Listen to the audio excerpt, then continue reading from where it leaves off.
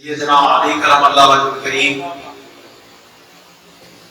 کی پنڈلی میں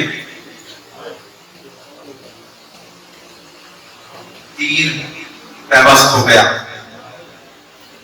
جب بھی اس کو کھینچنے کی کوشش کی جاتی تو مولا کائنات کو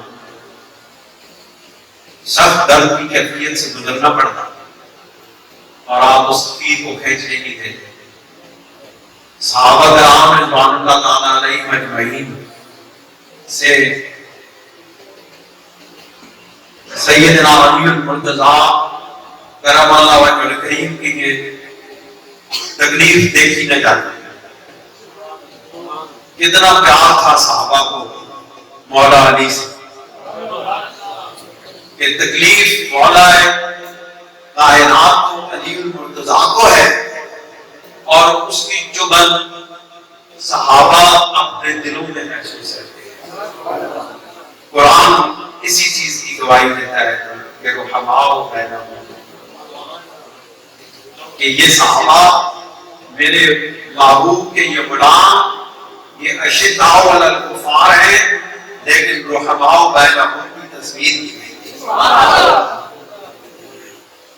تو صحابہ کرام حضور پر نور سید عالم صلی اللہ علیہ وسلم کی بارگاہ میں حاضر ہوئے. انہوں نے کہا کہ علی المرتضیٰ شیر خدا کو تکلیف دی ہے اور وہ تکلیف ہماری برداشت سے بھی باہر ہے لیکن وہ تیر کو کھینچنے نہیں دیتے. تو حضور صلی اللہ علیہ وسلم نے فرمایا میں آپ کو اس کا بتاتا ہوں، میں آپ کو نسخہ بتاتا ہوں کہ علی کا تیر کس وقت کھینچے گا. آپ نے فرمایا کہ جب علی نماز میں مصروف ہو اور اس کا رابطہ براہ راست اپنے رب سے جڑا ہوا ہو تو پھر علی دنیا کی ہر چیز کو بھول جاتا ہے. وہ کائنات سے بے خبر ہو کے اپنے مولا کی بارگاہ میں حاضر ہوتا ہے. جب تیر نکالنا ہو تو علی کا تیر اس وقت نکالو جب وہ نماز میں کھڑا ہو.